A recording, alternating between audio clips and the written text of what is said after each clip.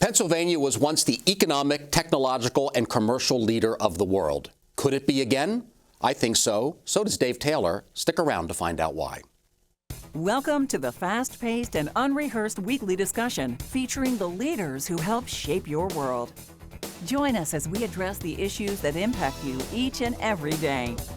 This is Pennsylvania Newsmakers. And now, here's your host. Hi, I'm Jerry Bowyer. Welcome to Pennsylvania Newsmakers. My guest is David Taylor from the PMA, the Pennsylvania Manufacturers Association. David, did I overstate it? I really don't think so. I think that we are at the cusp of a major event, a major hinge with what Pennsylvania's future is going to be like. That having attended the Energy and Innovation Summit at Carnegie Mellon University that Senator McCormick organized, the promise of massive new investment from outside, from around the world in data centers for AI and quantum computing data processing. This is tremendously exciting. This is one of the most critical industries of the future, certainly in the AI race between the United States and the communist gangsters in Beijing. This is a race that we have to win, and that Pennsylvania has the potential to meet this moment because we have enormous energy reserves. Even as we're already one of the largest producing energy states in the nation, the fact that we have the potential to ramp up to meet the needs of this new industry, that's what makes this present moment so exciting. I'm thinking about something that Peter Thiel has said, the tech investor, very, very bright guy, that technology for several decades now has meant bits, right? Information, electrons, not atoms. Right, not the things that it used to mean. It used to mean aeronautics. It used to mean industrial production, whatever.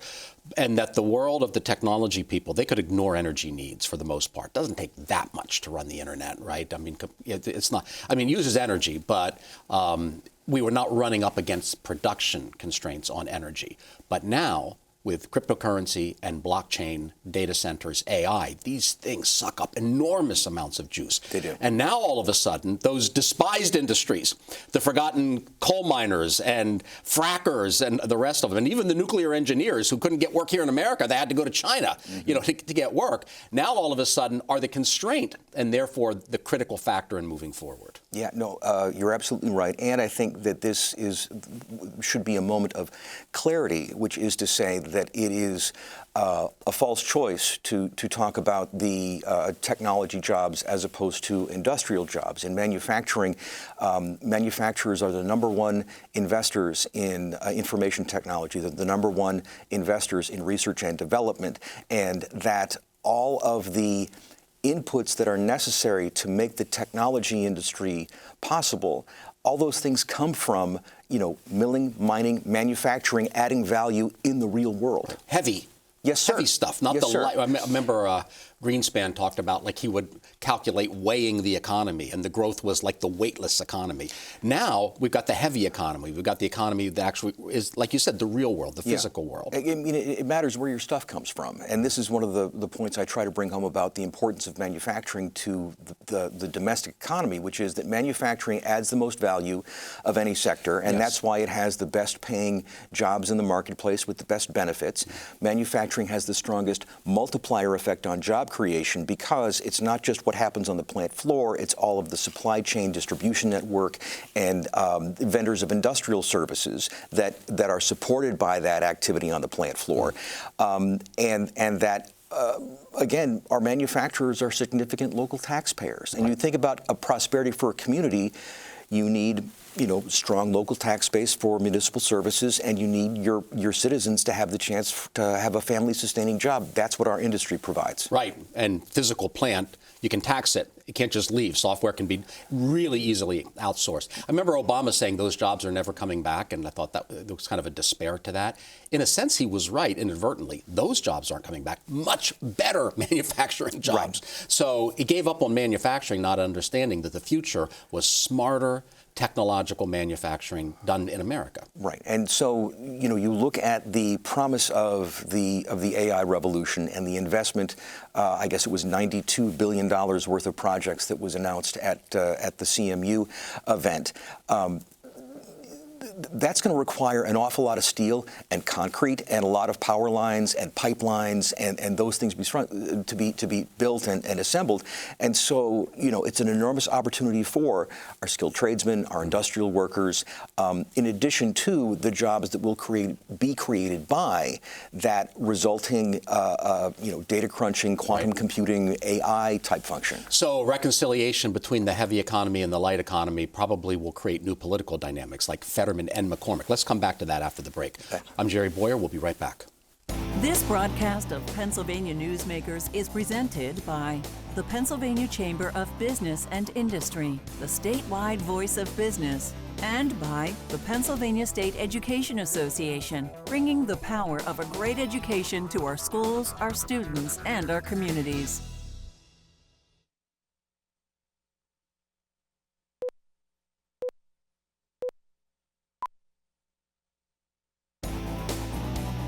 This broadcast of Pennsylvania Newsmakers is brought to you by the Pennsylvania Highway Information Association, the go-to source to learn about transportation projects and issues.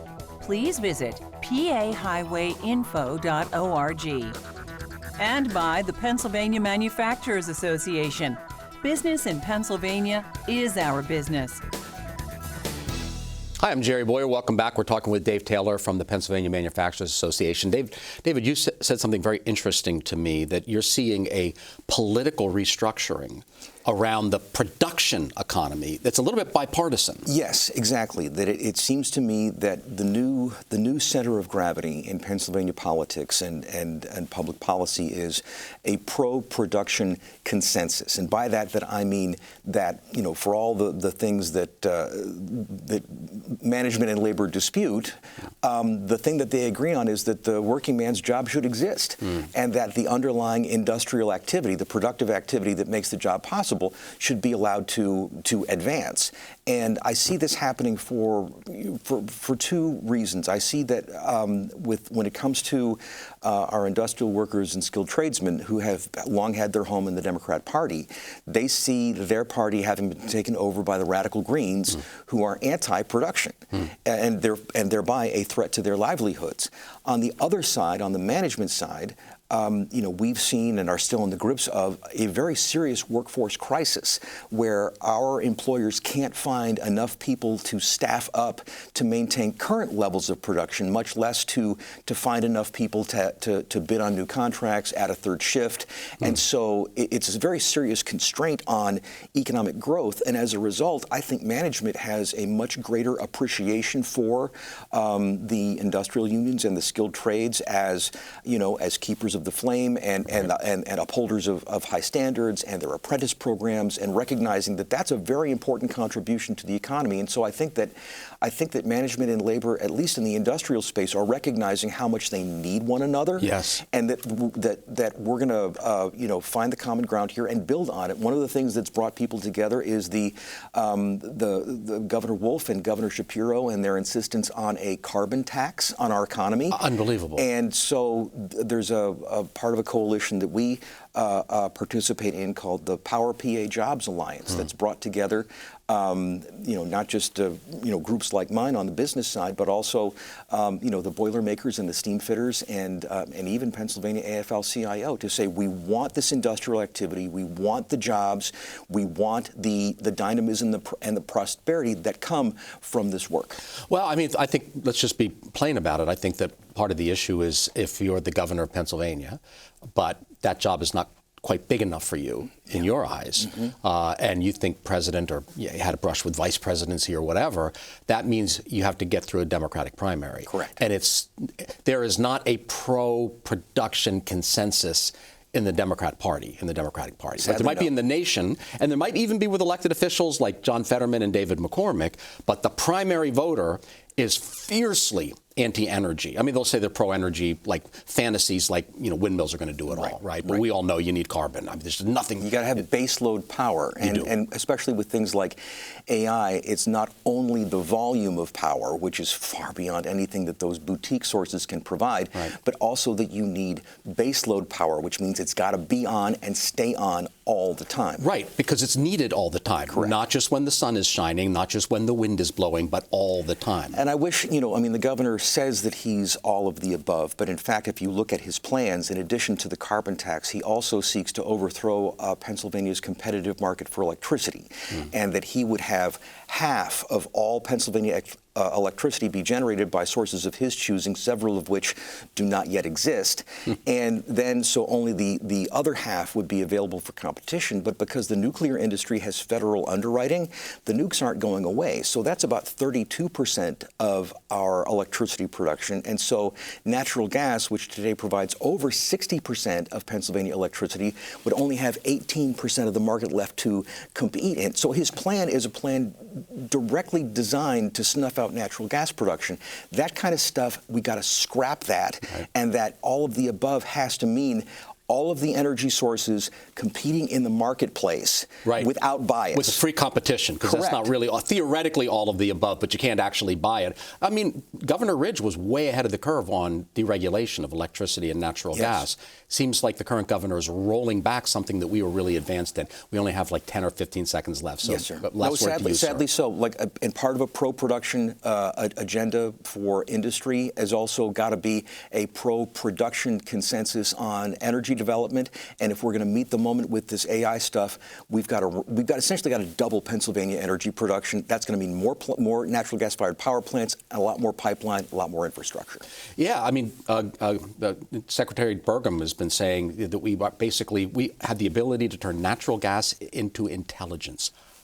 That is jaw-dropping. Yes, sir. But it means we have to use it. Right? All right, Dave Taylor, thanks for being with us. Thanks so much. I'm Jerry Bowyer. We'll be right back. This broadcast of Pennsylvania Newsmakers is brought to you by CrossState Credit Union Association. Credit unions, where people are worth more than money. To find a credit union that is right for you, visit crossstate.org.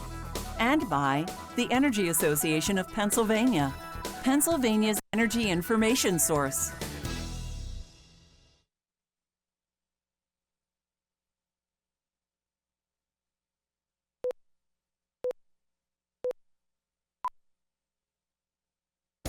This broadcast of Pennsylvania Newsmakers is brought to you by the Association of Pennsylvania State College and University Faculties, representing the faculty and coaches who are devoted to providing quality public higher education for Pennsylvania's college students. Hi, I'm Jerry Bowyer. Welcome back to Pennsylvania Newsmakers. If you look at Washington or Harrisburg, you may wonder if there's a problem with financial literacy. Well, we can't control them, but we can control our own financial literacy and our financial behavior. And the Credit Union Association is here to talk about this is Financial Literacy Month. So this is an opportunity to educate, starting with childhood, on how financial literacy works and how finance works, and get the basics right. So we have with us Auditor General Tim DeFoor. Thank you so much for being with us. Thank you for having me. Do you go by auditor or general? I'm never clear on that. Some go by both work, and Tim also works as well. Tim. And we also have Pat Conway from the CrossState Credit Union Association. Welcome back. Good to be back. And thank you for bringing the Auditor General with you. It's always good to be with General DeFoor. Likewise. Yeah. So before we kind of get into the guts of this program, people generally don't know what their treasurer or their Auditor General do. And in your case, you're the Auditor General. It's a very important role, but it's not like something that gets a lot of focus. So what do you do for the taxpayers of Pennsylvania? So taxpayers, they pay their state taxes, and that goes to the Department of Treasury. And the Department of Treasury then disperses it to different departments or different entities that do work on behalf of the Commonwealth. My job is to make sure that their tax dollars are spent legally and that the programs that the state funds, that those programs are actually working. So my job is to look after the taxpayers' dollars. So it's an accounting function, but it's the outside, like they have their own internal accounting, right? The pension plans and all the rest of them, the budget. And your job is to not believe them, to satisfy you, your staff and yourself. When they say, this is where we are in terms of cash flow, this is what our balance sheet says, you say, hold on, we want to take an independent look at that. My job is to make sure that that information is correct. Right. An important function. That it is. We need some skepticism, right? Yeah. So and sometimes you need another eye to take a look at what exactly is going on. I mean, there may be an entity that reports one thing, but we want to take another closer look at actually what is being reported and actually what is in fact being spent, and that's been our job since 1809. So you have a focus in this month, in addition to that sort of day job of keeping the government entities honest, of helping us be financially literate, and you're starting with kids. Why are you starting with kids? Exactly. Well, first let me say that you're never too young, you're never too old to understand financial literacy. But one of the reasons why we're starting with kids, and primarily we started looking at from kindergarten through 12th grade, and that's why we created our Be Money Smart Financial Literacy Initiative, is to educate our school children to understand what credit is, to understand what it's like to save for an emergency. And we talk to the older kids about credit, about what is it that you're going to need, no matter what career you have, no matter if you go to college, start a career, go into the military. Why is it so important to understand credit? Because if you have great credit, then that's going to afford you the opportunity to do a lot of things. So we felt that it was important, and also a lot of the kids, a lot of the parents, they want to understand more about financial literacy. And this started with me over a decade ago, where I had the opportunity when I was Dauphin County Controller to speak to college students about government finance and what I did as then County Controller. I left a little time at the end for questions and answers, and not one single question was about government. Not one single question was about me. It was about their own personal finance. Of course, right? But that's the part we can control. Absolutely. Right? I mean, I get frustrated with state and national government from an accounting and financial standpoint. I can vote. That's about it, right? I can't control it. But we can control our own finances, and it starts from the beginning. And the credit union sees sometimes positive examples or negative examples from people who didn't get that training. Can we talk about that, Pat, when we come back? Absolutely. We'll be right back on PA Newsmakers. This broadcast of Pennsylvania Newsmakers is brought to you by the Pennsylvania Medical Society. Inspired physicians committed to the good health of Pennsylvanians and the advancement of the practice of medicine.